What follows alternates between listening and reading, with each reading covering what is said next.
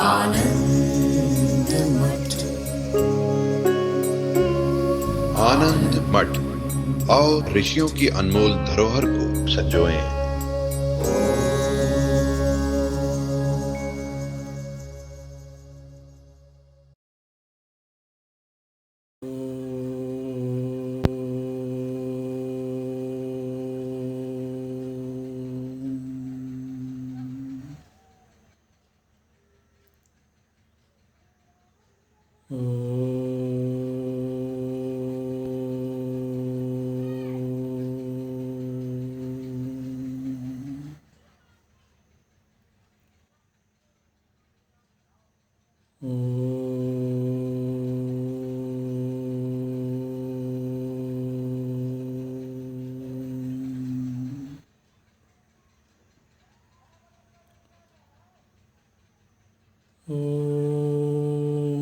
भद्रं कर्णेभिः शृणुयाम देवाः, भद्रं पश्येमाक्षभिर्यजत्राः, स्थिरैरङ्गैस्तुष्टुवागुंसस्तनूभिः व्यशेम देवहितं यदायुः।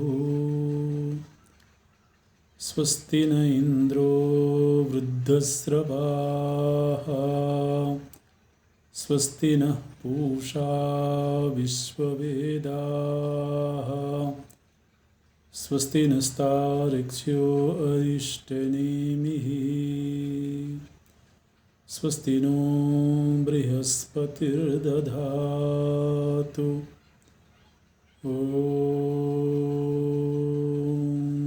शान्ति शान्ति शान्तिः।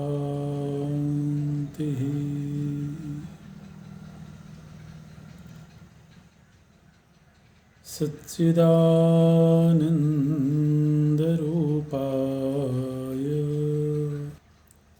विश्वोत्पत्त्यादिहेतवे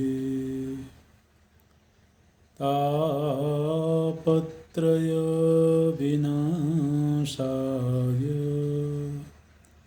श्रीकृष्णाय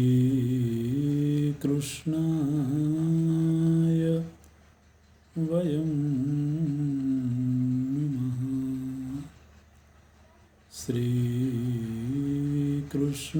श्रीकृष्णाय वयं नमः। नारायणं नमस्कृत्य नरं चैव नरोत्तमं,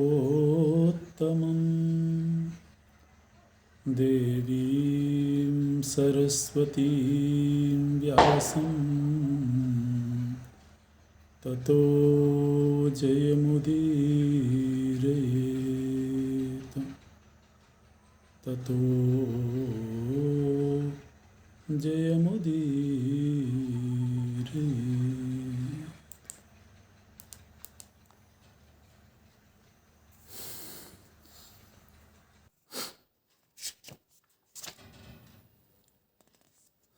पिछली कक्षा में हम लोग देख रहे थे कि अश्वत्थामा और अर्जुन दोनों के द्वारा ब्रह्मास्त्र का प्रयोग किया गया है और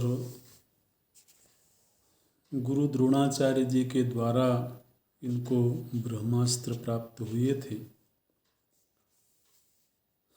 ये सबसे उग्र, सबसे ज़्यादा प्रभावशाली अस्त्र माना जाता है हमारे पौराणिक इतिहास में। तो भगवान वेदव्यास जी और देवर्षि नारद ये दोनों वहाँ पर उपस्थित हुए हैं और इन्होंने दोनों लोगों से ये कहा है कि आप लोग अपने अस्त्रों को शांत कर लीजिए, अपने अस्त्रों को वापस कर लीजिए। अर्जुन चूंकि अस्त्र को शांत करने का उपाय भी जानते हैं और वो आज्ञाकारी भी हैं, इसलिए अर्जुन उसको शांत करने का उपाय करने लगे। गांडीव धन्वा संचिन्त्य प्राप्त कालम महारथः संजहार शरम दिव्यम त्वरमाणो धनंजयः। शीघ्र ही धनंजय उसको शांत करने का उपाय करने लगे और उन्होंने हाथ जोड़कर उन दोनों ऋषियों से ये भी कहा कि मैंने कोई सृष्टि में आंदोलन उत्पन्न करने के लिए इस अस्त्र का प्रयोग नहीं किया था, बल्कि अश्वत्थामा के द्वारा जो ब्रह्मास्त्र छोड़ा गया था उसको शांत करने के लिए, उसका शमन करने के लिए मैंने ये अस्त्र छोड़ा था। लेकिन आपकी आज्ञा से मैं इसको शांत कर रहा हूँ। और इस तरह से उन्होंने उस अस्त्र को वापस लौटा लिया। सत्यव्रतधरः शूरो ब्रह्मचारी च पांडवः गुरुवर्ती च तेनास्त्रं समजहार्जुनः पुनः। तो अर्जुन इसलिए भी उस अस्त्र को शांत करने में समर्थ हुए क्योंकि वो ब्रह्मचारी है। गृहस्थाश्रम में रह कर के भी उन्होंने यथासंभव ब्रह्मचर्य आश्रम का ही जीवन जिया है। यहाँ पर भगवान वेदव्यास जी बोलते हैं कि जिसने कभी ब्रह्मचर्य का जीवन नहीं जिया, जो संयमी नहीं है, जो गुरु आज्ञा में नहीं रहता है, वो व्यक्ति इस अस्त्र को कभी भी लौटा नहीं सकता है। अचीर्ण ब्रह्मचर्यो यः सृष्ट्वा वर्तयते पुनः तदस्त्रं सानुबंधस्य मूर्धानं तस्य कृन्तति। तो अर्जुन में वो सब योग्यताएं हैं। बोलते हैं ब्रह्मचारी वृत्ति चापि दुर्वापम वाप्य तत्। अर्जुन कैसे हैं? बोले सत्यव्रतधरा, सत्यव्रती हैं, शूर हैं, ब्रह्मचारी हैं, गुरुवर्ती हैं, इसलिए वो उस अस्त्र को लौटाने में सफल हो गए। किंतु अश्वत्थामा में वो योग्यताएं नहीं हैं, इसलिए वो उस अस्त्र को लौटाने में समर्थ नहीं हो पाए। अच्छा, तो उसके बाद वेदव्यास जी दोनों को संबोधित करते हुए समझाते हैं और अश्वत्थामा बोलते हैं कि मैं सर्वथा इस अस्त्र को लौटाने में असमर्थ हूँ और मैंने केवल चलाने की कला ही सीखी थी, लेकिन वापस लौटाने की कला मैंने नहीं सीखी है। भगवान वेदव्यास जी उनको डांट लगाते हैं और अश्वत्थामा ग्लानि से भर गए कि मैं इस तरह से अस्त्र का प्रयोग तो कर दिया लेकिन लौटा नहीं पा रहा हूँ। तो वेदव्यास जी उनको बहुत डांटते हैं, धर्म की दुहाई देते हैं और बोलते हैं कि जब तुम्हारे पास में ये योग्यता नहीं थी तो तुम्हें इस शस्त्र का संधान नहीं करना चाहिए था और तुम इस समय पर पराजित हो चुके हो क्योंकि तुम्हारे पास ये योग्यता नहीं है। अच्छा, और साथ ही अश्वत्थामा ने यह भी कहा कि चूंकि मैंने ये संकल्प लेकर के ही इस अस्त्र का संधान किया था कि पांडवों के वंश का नाश हो जाएगा, इसलिए पांडवों के वंश का नाश तो अवश्य होगा, क्योंकि मैं इसको लौटा नहीं पाऊंगा। भगवान वेदव्यास जी उनको डांटते हैं और फिर उन्होंने कहा कि तुम सर्वथा परास्त हो चुके हो और तुम्हें अब तुम्हारे माथे पर जो मणि है, ये मणि पांडवों को दे देनी चाहिए। मणिम चैव प्रच्छाद्य यस्ते शिरसि तिष्ठति। तो पांडवों को उसने अपने माथे से वो मणि निकाल करके दे दिया और अपने आप को एक तरह से उसने उनके प्रति सरेंडर कर दिया।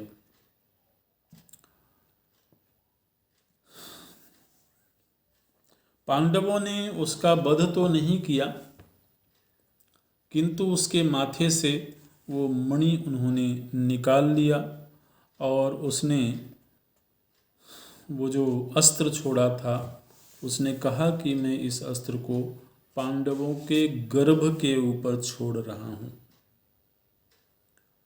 वो अस्त्र उसने छोड़ा क्योंकि उसने पहले ही संकल्प कर लिया था कि इनका वंश नष्ट करना है। तो द्रौपदी जी के गर्भ से जो पांडवों की संतानें उत्पन्न हुई थी, उनको तो इसने पहले ही मार दिया था। सुभद्रा जी के जो पुत्र हैं अभिमन्यु, उनका भी वध हो चुका है। तो अब केवल एकमात्र उनका वंश बचा है, जो कि अभिमन्यु की जो धर्मपत्नी है उत्तरा, उनके गर्भ में एक शिशु है।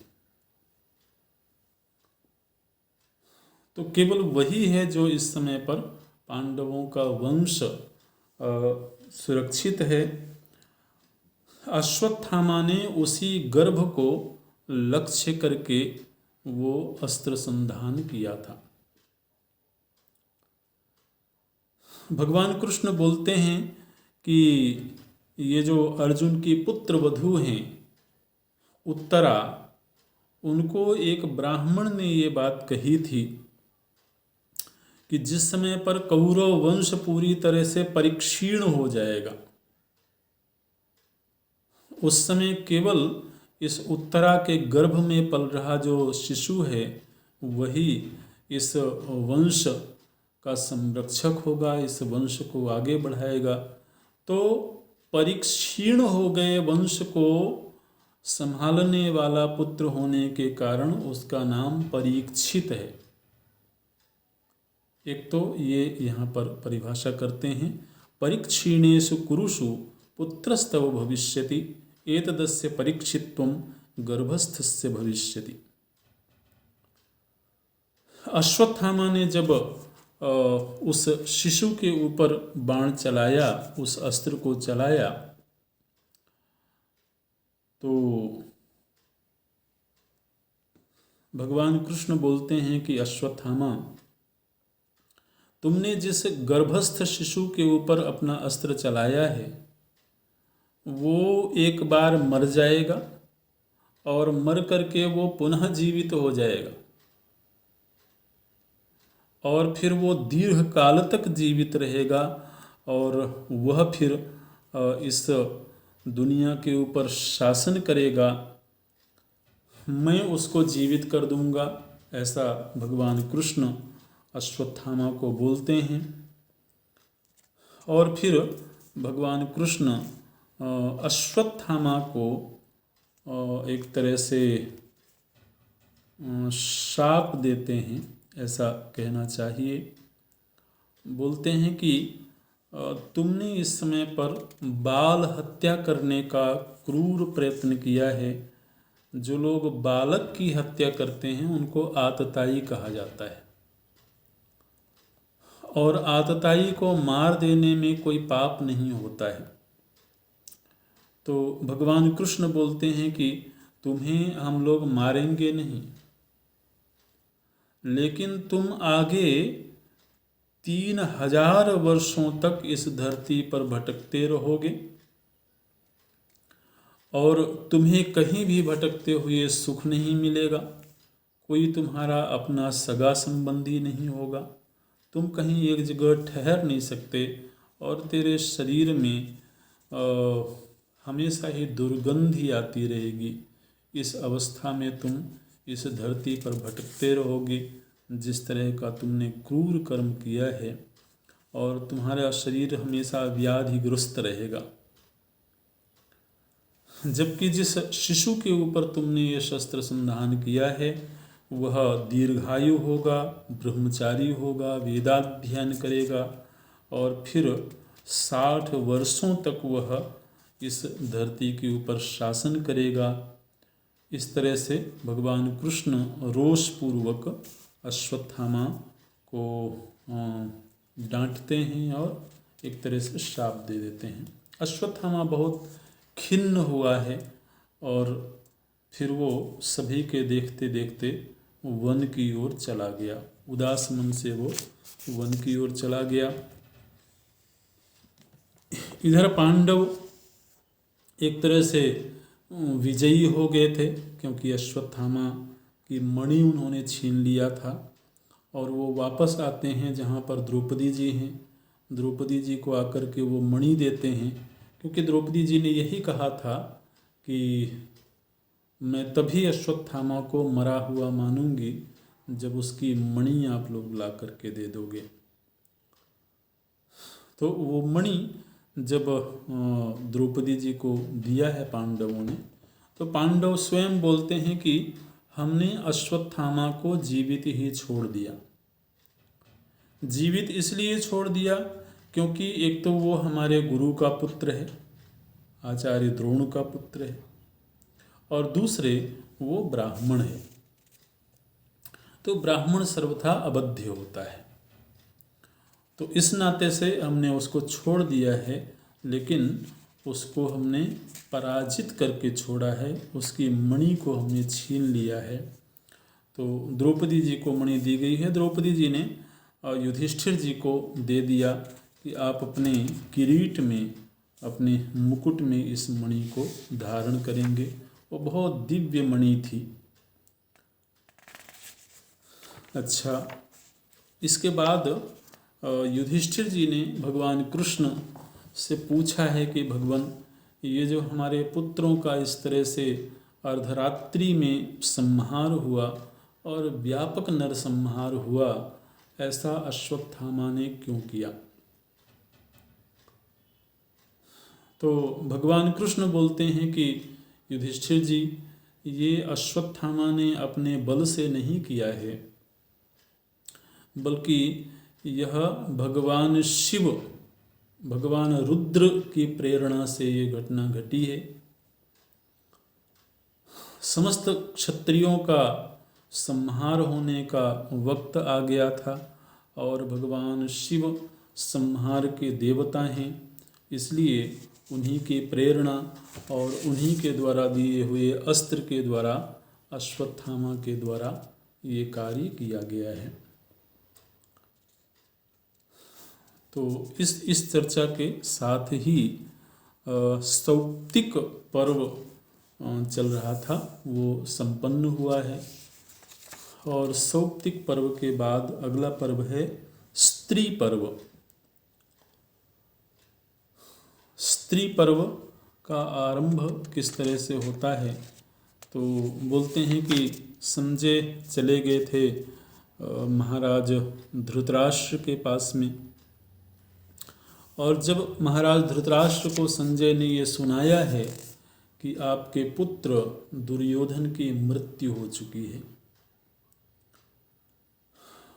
और समूचा वंश नष्ट हो चुका है। आप देखें कि कौरव वंश में दुर्योधन के सभी भाई मारे गए थे, यहाँ तक कि दुर्योधन आदि के जो संतानें थी, वो संतानें भी सब मारी जा चुकी थी।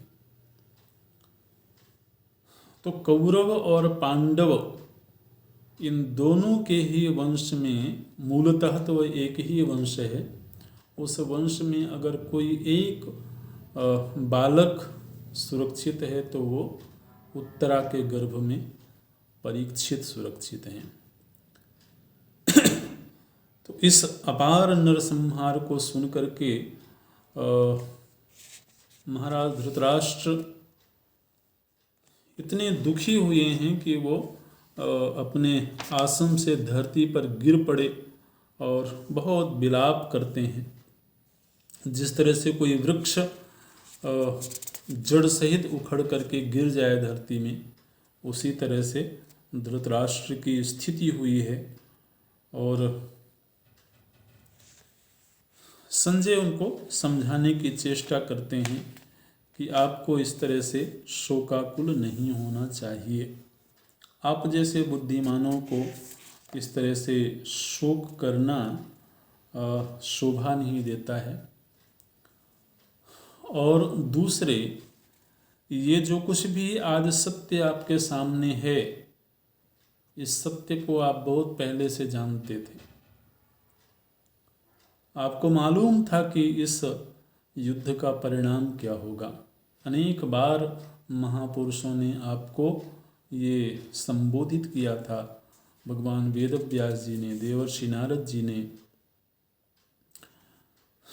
तो इसलिए अब आपको तो शोक नहीं करना चाहिए, क्योंकि उस परिणाम को जानते हुए भी आपने दुर्योधन को साथ दिया उसका। तो आपको इस तरह से शोक करना शोभा नहीं देता है। संजय के समझाने के बाद भी उनको शांति नहीं मिलती है। फिर विदुर जी वहाँ पहुँच चुके थे तब तक। तो विदुर जी महाराज धृतराष्ट्र को उपदेश करते हैं। यहाँ पर विदुर जी के द्वारा बहुत सुंदर उपदेश किया गया है। और विदुर जी बोलते हैं कि राजन, यहाँ पर संसार की अनित्यता का वर्णन विदुर जी के द्वारा किया गया है। वैराग्य की वृद्धि किस तरह से होवे, वो वर्णन विदुर जी करते हैं। कुछ कुछ प्रसंग ही हम लोग देखेंगे। बोलते हैं कि न चाप्येतान हतान युद्धे राजन शोचितुमर्हसि प्रमाणम यदि शास्त्राणि गतास्ते परमाम गतिम।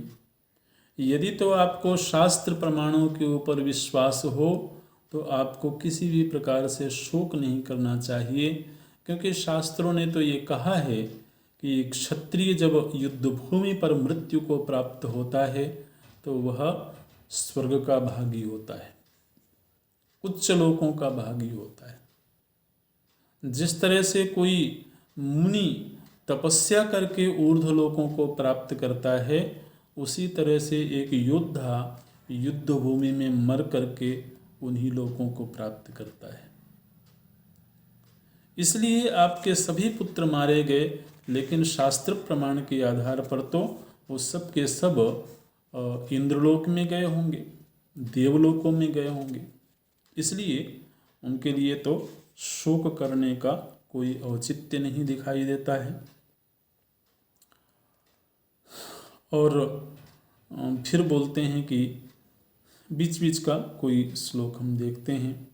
बोलते हैं माता पितृसहस्राणि पुत्रदारुशतानि च संसारेषु अनुभूतानि कस्यते कस्य वा वयम्। बोलते हैं कि राजन, इस जीवन यात्रा में हम सभी ने अनेक बार जीवन धारण किया, और इस जीवन यात्रा में हमारे हजारों माता पिता हुए, हमारी हजारों संतानें हुई। अब यदि कोई व्यक्ति शोक करने लगे तो वो किस किस माता पिता के वियोग का शोक करेगा, या किस किस संतान के मृत्यु का शोक करेगा। यदि तो कोई इस जीवन के सातत्य को समझता है तो उसे ये मालूम होना चाहिए कि यह शरीर ही अंतिम जीवन नहीं है। इस शरीर के पहले भी अनेक शरीर प्राप्त हुए, अनेक माता पिता प्राप्त हुए, तो किस किस के लिए शोक करिएगा। शोकस्थानि सहस्राणि भयस्थानि शतानि च दिवसे दिवसे मूढ़ माविशन्ति न पंडितम। प्रतिदिन ही शोक का कोई ना कोई निमित्त सामने आता है, प्रतिदिन ही कोई ना कोई भय का निमित्त सामने आता है। तो जो मूढ़ लोग हैं वही शोक और भय के वश में होते हैं, पंडित लोग उसके वश में नहीं होते हैं। काल वास्तव में ना तो किसी से प्रेम करता है और ना ही किसी से द्वेष करता है। काल निरपेक्ष भाव से जिसका जब समय आता है उसको ग्रस लेता है। न कालस्य प्रियः कश्चित् न द्वेष्यः कुरु सत्तम। ये काल ऐसी चीज है जो किसी से राग और द्वेष नहीं करता है। बोलते हैं कि इस जीवन के रहते ही व्यक्ति को लगता है कि ये बड़ा है, ये छोटा है, ये बुद्धिमान है और ये मूर्ख है। लेकिन आप विचार करें कि जिस समय व्यक्ति की मृत्यु हो गई तो विद्वान व्यक्ति की मृत्यु होने पर भी उसके शरीर को चिता में रखा जाता है और मूर्ख व्यक्ति की मृत्यु होने पर भी उसे चिता में रखा जाता है। अब जिस समय पर दोनों ही लोग चिता में पहुंच गए, उस समय कौन विद्वान है और कौन मूर्ख है?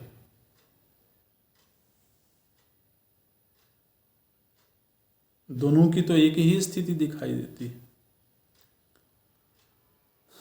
कौन धनवान है या कौन निर्धन है, ये तो केवल इस जीवन में, और इस जीवन में भी जिस समय व्यक्ति सो जाता है, सोए हुए व्यक्तियों में दो व्यक्ति सोए हों एक दूसरे के पास में, उनमें कैसे वो तय करेंगे कि मैं धनी हूं और तुम निर्धन हो, छोटे हैं कि बड़े हैं? इसलिए ये सब जो भेद है, भेद दृष्टि है, ये अज्ञानजन्य भेद दृष्टि है। इस भेद दृष्टि से ऊपर उठना चाहिए और हर जीव की जब अपनी जीवन यात्रा संपन्न होती है तो उसे आगे बढ़ना होता है। वह एक ही पड़ाव पर रुक जाए, ये तो इस सृष्टि की नियति नहीं है।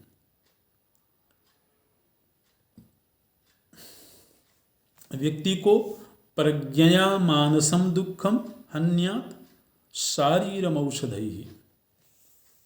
हमारे जीवन में दो तरह के दुख होते हैं, एक शारीरिक दुख होता है, एक मानसिक दुख होता है। शारीरिक दुख मतलब शरीर में कोई पीड़ा हो गई, कोई व्याधि हो गई, तो उससे उत्पन्न होने वाला दुख। मानसिक दुख का अर्थ है कि राग है, द्वेष है, ममता जनित जो दुख होता है वो मानसिक दुख होता है। तो बोलते हैं कि जो मानसिक दुख है इसको तो सद्विचार के द्वारा दूर करना चाहिए। प्रज्ञया मानसम दुखम हन्यात्। मानस दुख का हनन कैसे करें? बोले प्रज्ञा के द्वारा, समझ के द्वारा, सत्संग के द्वारा। और शारीरिक दुख का हनन कैसे करें? बोले औषधि के द्वारा। शारीरम औषधैः एतद् विज्ञान सामर्थ्यम न बालैः समतामियात्। अच्छा, तो इस तरह से विदुर जी समझाते हैं। बोलते हैं कि इस सृष्टि, एक बड़ा सुंदर दृष्टांत देते हैं। बोले ये दुनिया कैसी है? बोले ये केले के खंभे की तरह से है। केले का जो पेड़ होता है, केले का जो स्तंभ होता है वो कैसा होता है? तो अगर उसका कोई सार खोजने की कोशिश करे, जिस तरह से जो दूसरे पेड़ होते हैं उन पेड़ों के ऊपर की छाल को हटा दिया जाए तो उसका ठोस हिस्सा, सार भाग मिल जाता है। लेकिन केले में ऐसा नहीं होता है। केले की एक बाहरी परत हटाइए तो फिर से आगे और एक परत और मिल जाएगी, फिर उसको हटाएंगे तो फिर से एक परत मिल जाएगी, और इस तरह से उसकी परतों को हटाते जाएंगे तो फिर अंत में शून्य मिलेगा। वहाँ कोई ठोस वस्तु नहीं होती है। बोलते हैं इसी तरह से जो संसार है ये कदली स्तंभ की तरह से सारहीन है, केवल इसमें बाहरी आवरण ही दिखाई देता है। कदली सन्निभो लोकः सारो ह्यस्य न विद्यते। ऐसे बोलते हैं यदा सर्वे समं न्यस्ताः सुपन्ति धरणी तले कस्माद् अन्योन्यमिच्छन्ति प्रलब्धुमिह दुर्बुधाः। तो बहुत सुंदर दृष्टांत देते हैं। एक दृष्टांत शायद आपने भी कहीं किसी तस्वीर में देखा होगा कि कोई एक व्यक्ति है जो कुएं में लटका हुआ है। कभी कभी हमने तस्वीर देखा, किसी ने बनाई, एक बड़ा अंधेरा सा कुआं है और उस कुएं में इस एक पेड़ की डाल का सहारा लिए हुए लटका हुआ है और सामने उसके एक बड़ा विषैला सर्प है जो उसकी ओर फण फैलाए हुए है। पेड़ के ऊपर उसकी टहनी टूटने को है और एक विकराल हाथी है जो उस पेड़ को बस तोड़ने ही वाला है। उसमें मधुमक्खियाँ लगी हुई हैं उस पेड़ के ऊपर, और नीचे जब देखता है तो नीचे बहुत विषैले सर्प दिखाई देते हैं, उसको कटीली झाड़ियाँ दिखाई देती हैं। तो इस तरह से एक बड़ा भयावना सा एक दृश्य उपस्थित किया जाता है। इस तरह की तस्वीर बनाई जाती है। वास्तव में ये तस्वीर बनाया है विदुर जी ने। विदुर जी ने यहाँ पर एक दृष्टांत के जरिए ये बताया कि एक अंधेरा कुआं है और एक ब्राह्मण है जो गया है उस कुएं के पास में और अकस्मात उसका पैर फिसल गया तो एक डाली का सहारा लेकर के उसमें लटक गया वो, और फिर वो सर्प है, वो हाथी है, वो मधुमक्खियाँ हैं। इस तरह का यहाँ पर विदुर जी एक दृष्टांत बनाते हैं। और मज़े की बात ये है कि वो जिस डाल के ऊपर लटका हुआ है उसके ऊपर मधुमक्खियों का छत्ता लगा हुआ है। उस छत्ते से थोड़ा थोड़ा मधु चू रहा है। तो वो जो लटका हुआ व्यक्ति है वो अन्य भयभीत चीज़ों को भूल करके और उस मधु रस का पान करने में निमग्न है, और उसे मालूम ही नहीं है कि उसके मृत्यु के कितने माध्यम उसके आसपास उपस्थित हैं। तो विदुर जी बोलते हैं कि यही कहानी हम सबकी है इस दुनिया में। मृत्यु के अनेक माध्यम हमारे पास आसपास उपस्थित हैं, लेकिन हमको थोड़ा थोड़ा विषय का रस मिलता रहता है, थोड़ा थोड़ा विषय का सुख मिलता रहता है, तो हमारा मन उसी में रममाण रहता है और उसे दिखाई नहीं देता है कि किस क्षण कौन सा माध्यम उसके मृत्यु का उपस्थित हो जाएगा। इस तरह से तो वहाँ से अपनी नज़र को हटा के रखता है। तो इस तरह का दृष्टांत देते हैं विदुर जी। बहुत सुंदर ढंग से उसकी व्याख्या की गई है। अच्छा, संजय ने समझाया, विदुर जी ने समझाया, उनके बाद वेदव्यास जी समझाते हैं। महाराज धृतराष्ट्र बोलते हैं कि अब मेरे जीने का कोई औचित्य नहीं है। जब मेरा समूल वंश ही नष्ट हो गया, मेरी संतानें ही नष्ट हो गई, तो अब मैं स्वयं आज रात्रि होने से पहले ही अपने प्राणों का उत्सर्ग कर दूंगा। ऐसा महाराज धृतराष्ट्र ने निश्चय किया। तो उस समय पर वेदव्यास जी थोड़ा डांटते हुए उनको समझाते हैं, क्योंकि ध्यान रखें वेदव्यास जी उनके पिता हैं। तो वेदव्यास जी समझाते हैं कि धृतराष्ट्र, तुम्हें इस तरह का व्यर्थ प्रलाप नहीं करना चाहिए। तुम्हें तो मैंने बहुत पहले ही बता दिया था कि इस युद्ध का परिणाम क्या होगा। तो यदि तुम्हें प्रलाप करना था तो उसी समय करना था, यदि तुम्हें आत्महत्या करनी थी तो उसी समय करना था। तो आज तुम ये व्यर्थ का प्रलाप कर रहे हो, ये ठीक नहीं है। तुम्हारा जो पुत्र है वह तुम्हारे वंश को नष्ट करने के लिए ही उत्पन्न हुआ था। और फिर वो सारा प्रसंग सुनाते हैं वेदव्यास जी कि दुर्योधन की उत्पत्ति किस तरह से हुई थी। तो पहले ही देवताओं के लोक में ये निश्चय हो गया था, ये योजना बन गई थी कि धरती में क्षत्रियों का भार, क्रूर क्षत्रियों का भार बहुत बढ़ गया है, इसलिए नरसंहार होना चाहिए।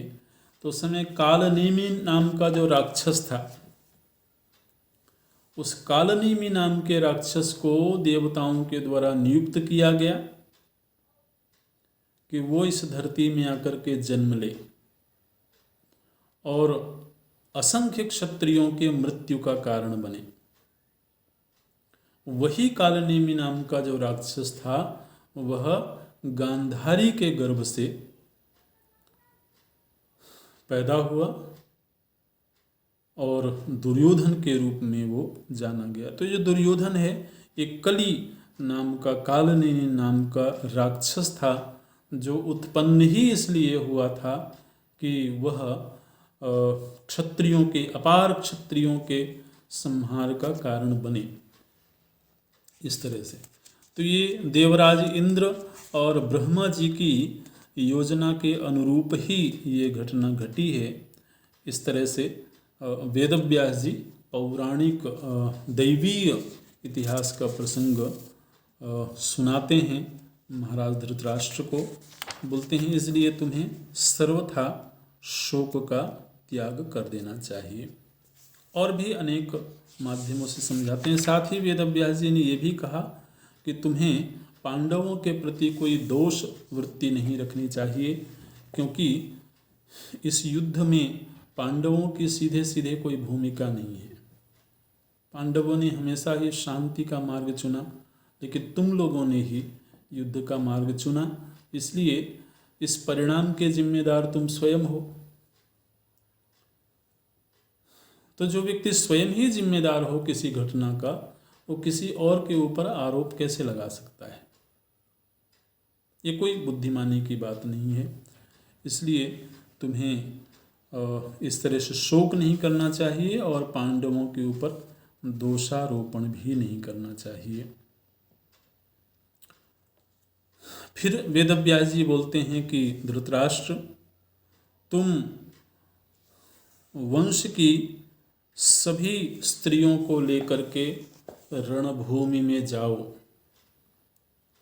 रणभूमि में जाकर के तुम पांडवों से मिलो, पांडवों को सहर्ष स्वीकार करो बजाय उनसे द्वेष करने के, क्योंकि आज अब सब कुछ पांडवों के अधिकार क्षेत्र में है और तुम्हें अब केवल पांडवों की कृपा पर ही जीवित रहना पड़ेगा। अब ये हस्तिनापुर की सत्ता पांडवों के पास में है, इसलिए यदि तुम पांडवों से द्वेष भी करते हो तब भी तुम्हें पांडवों के अधीन ही रहना होगा। तो बेहतर है कि तुम उनको वात्सल्य प्रदान करो और उनके आदर का पात्र बनो, उनके सम्मान। उन्होंने तो तुमसे कभी भी द्वेष भाव रखा नहीं, तो तुम्हें सहर्ष पांडवों को सम्मान के साथ स्वीकार करना चाहिए और रण क्षेत्र में जाकर के, रणभूमि में जाकर के तुम अपने सगे संबंधियों का विधिवत अंत्येष्टि संस्कार करवाओ। ये वेदव्यास जी के द्वारा आज्ञा दी गई है और उन्हीं की आज्ञा के अनुसार महाराज धृतराष्ट्र महल की सभी स्त्रियों को, आप देखिए ना, उनके 100 पुत्र हैं तो सभी की पत्नियां होंगी, तो 100 तो पुत्र वधू होंगी। फिर अगर उनके भी संतानों के विवाह हो गए होंगे तो उनकी भी स्त्रियां होंगी। इसी तरह से अन्य जो राजा थे उन राजाओं की पत्नियां होंगी। पांडवों के पक्ष में भी द्रौपदी जी हैं, माता कुंती हैं, उत्तरा हैं, है ना। तो अनेक स्त्रियां हैं, उनमें से असंख्य स्त्रियां तो अपने पतियों से वंचित हो चुकी हैं, पुत्रों से वंचित हो गई हैं। तो पूरे नगर में ही केवल स्त्रियां ही रह गई हैं ऐसा दिखाई देता है। तो बोलते हैं कि सभी को लेकर के तुम्हें रणभूमि में जाना चाहिए। उस समय पर जब वो स्त्रियां निकली हैं उस नगर से तो बड़ा करुण दृश्य है। सब विलाप करते हुए और श्रृंगारों को त्याग करके आभूषणहीन हो करके विलाप करती हुई वो स्त्रियां रणभूमि की ओर जा रही हैं। उस समय पर रास्ते में ये कृपाचार्य, अश्वत्थामा और कृतवर्मा मिले थे इन लोगों को, और इन लोगों ने वो सारा प्रसंग सुनाया था जो इन लोगों ने किया है कृत्य। और फिर कृपाचार्य जी तो चले गए थे हस्तिनापुर, कृतवर्मा दूसरे देश के राजा थे तो अपने देश चले गए थे, और अश्वत्थामा वेदव्यास जी के पास चला गया था, जहाँ जाकर के फिर पांडव लोगों के साथ में उसका मिलन हुआ था। वो पीछे देख चुके हैं लोग। अच्छा, अब जब ये लोग रणभूमि में पहुँचे हैं तो पांडवों को पता लगा कि महाराज धृतराष्ट्र आए हैं रण क्षेत्र में। तो भयभीत हैं, युधिष्ठिर जी भयभीत हैं और सभी भाई भयभीत हैं कि पता नहीं माता गांधारी की क्या प्रतिक्रिया होगी, महाराज धृतराष्ट्र की क्या प्रतिक्रिया। हालांकि प्रभु जी ने जाकर के उनको समझाया था, लेकिन समझाने के बावजूद वो सशंकित हैं, भयभीत हैं कि इन लोगों की क्या प्रतिक्रिया होगी, वो कुछ मालूम नहीं है। तो लेकिन ये सभी भाई, पांचों पांडव भगवान कृष्ण के साथ में गए हैं महाराज धृतराष्ट्र के पास में। महाराज धृतराष्ट्र से जाकर के मिलते हैं और युधिष्ठिर जी अपनी ओर से क्षमा के भाव से बोलते हैं कि महाराज, हमने आपके पुत्रों को मौत दिया है, ये बहुत दर्दनाक घटना घटी है, उसके लिए हम क्षमा चाहते हैं आपसे। तब तक चूँकि उनको बहुत कुछ समझाया जा चुका था, तो बाहर से तो महाराज धृतराष्ट्र कोई द्वेष का भाव प्रकट नहीं करते हैं, लेकिन अंदर से वो पांडवों का अभिनंदन नहीं कर रहे हैं। बाहर से तो जब युधिष्ठिर जी गए हैं, उनके चरण में जाकर के गिरे हैं, तो उठा करके उन्होंने युधिष्ठिर जी को गले लगाया है। और युधिष्ठिर जी के बाद भीमसेन गए महाराज धृतराष्ट्र को प्रणाम करने के लिए, लेकिन भगवान कृष्ण पल पल पर, कदम कदम पर पांडवों के ऊपर छत्र बन करके खड़े रहते हैं। तो जैसे ही भीमसेन गए हैं महाराज धृतराष्ट्र के पास में, भगवान कृष्ण बड़े जोर से धक्का दे करके भीमसेन को दूर हटा देते हैं। और फिर वहाँ भीमसेन की एक लोहे की प्रतिमा थी, उस लोहे की प्रतिमा को भगवान कृष्ण आगे कर देते हैं, क्योंकि भगवान कृष्ण जान गए थे कि युधिष्ठिर जी से मिलने के बाद जैसे ही भीमसेन से मिलने का अवसर आया है, उसी क्षण धृतराष्ट्र के मन में क्रूर वृत्ति का उदय हो गया। भीमसेन के प्रति उनके मन में किंचित भी वात्सल्य का भाव नहीं था, बल्कि क्रूर वृत्ति का उदय हो गया था। और ये जो महाराज धृतराष्ट्र हैं, ये कोई साधारण व्यक्ति नहीं थे। इनके पास में भी 10,000 हाथियों का बल था। अंधे होने के कारण ये कहीं युद्ध भूमि में नहीं गए, लेकिन इनके शरीर में जो बल था वो बहुत अद्भुत था। तो भगवान कृष्ण जान गए इस बात को कि ये आलिंगन करके और हो सकता है कि भीमसेन को ये मार दे। इसलिए तत्क्षण ही पांडव लोग भी समझ नहीं पाए कि ये क्या हुआ। भगवान कृष्ण जाकर के भीमसेन को धक्का दे देते हैं और फिर सामने लौह प्रतिमा थी उसको भगवान आगे कर देते हैं। और वास्तव में जैसा प्रभु जी ने सोचा था वैसा ही हुआ। उस लौह प्रतिमा को इतनी जोर से महाराज धृतराष्ट्र ने अपने बाहुओं से जकड़ा है कि आप समझिए कि ठोस लोहे की विशालकाय प्रतिमा थी, वो बीच से टूट गई। इतना बल महाराज धृतराष्ट्र में था। और चूंकि वो लोहे की प्रतिमा थी तो उससे उनको खुद को भी बड़ा आघात लगा है। उनके वक्षस्थल में, उनके आँखों से रक्त की धार बहने लगी, इतना क्रोध था उनके भीतर। और उस प्रतिमा के नष्ट होने पर जब उनका क्रोध शांत हुआ, तब भगवान कृष्ण बोलते हैं कि महाराज धृतराष्ट्र, आपको इस तरह का कृत्य शोभा नहीं देता है। लाख समझाने के बाद भी, इस समय पर भी आपके मन में पांडवों के प्रति इतना रोष का भाव है, ये आपके लिए हमेशा ही कष्टप्रद रहेगा।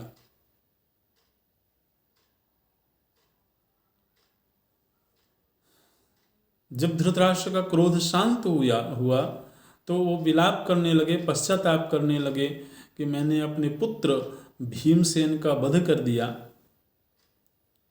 तब भगवान कृष्ण बोलते हैं कि नहीं, आपने भीमसेन का वध नहीं किया है, भीमसेन ये सुरक्षित हैं।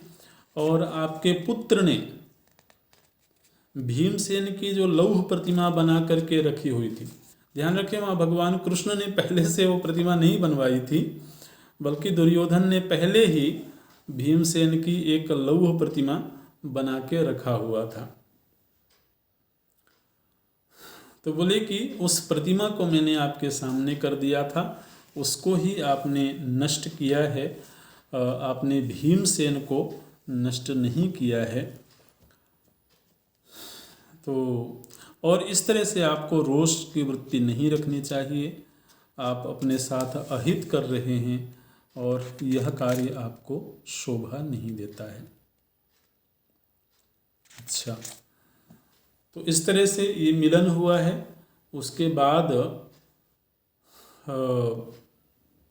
वहाँ पर अंत्येष्टि क्रिया संपन्न की गई है। अंत्येष्टि क्रिया संपन्न हो जाने के बाद माता गांधारी और भगवान कृष्ण के बीच में एक संवाद होता है। वो थोड़ा विस्तृत संवाद है, तो अगली कक्षा में देखेंगे।